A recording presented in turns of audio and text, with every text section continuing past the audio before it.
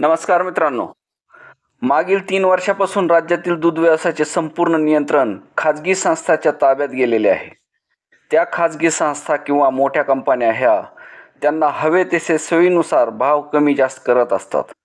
शेतकऱ्यांना फक्त शेतीवर परवडत नसल्याने जोड व्यवसाय म्हणून दूध व्यवसाय करणारच आहेत.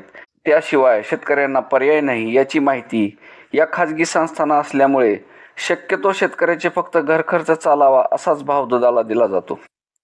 सध्या दुधाचा शुष्क काळ असून या काळात दुधाला भाव जास्त दिला जातो आणि यापुढे मुबलक चारा उपलब्ध झाला की दुधाचा भाव कमी केला जातो. पण सध्याच्या शुष्क काळातच दुधाच्या भावात कपात केली गेली आहे.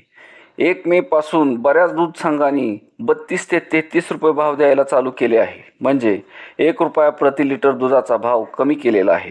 त्यामुळे दूध उत्पादकांना अधिकचे नुकसान होणार आहे. त्यामुळे पुढील काळात अजून भाव कमी होण्याची शक्यता आहे.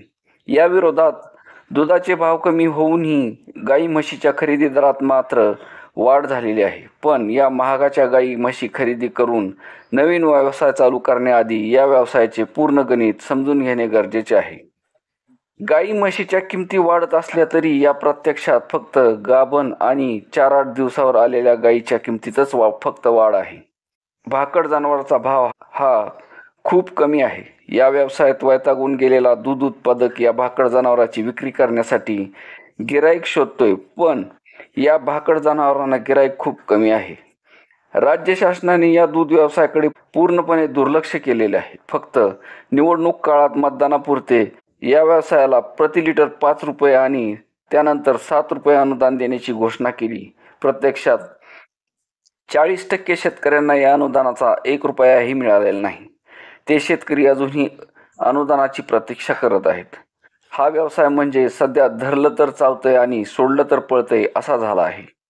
कारण या व्यवसायातून पूर्ण बाहेर पडायचे म्हणले तर खूप नुकसानीत गायी विक्री कराव्या लागणार आहेत आणि त्या व्यवसायासाठी केलेला खर्च जसे की पत्र्याचे शेड, गव्हाणी, पाण्याची व्यवस्था केलेल्या टाक्या किंवा हौद हा सर्व खर्च वाया जाणार आहे. त्यामुळे हा व्यवसाय चालू ठेवावा तर नुकसान होते आणि बंद करावा तरी नुकसान होते अशी अवस्था झालेली आहे. यातूनच मार्ग फक्त राज्य शासन काढू शकते, पण त्यांना याकडे पाहायला वेळ नाही.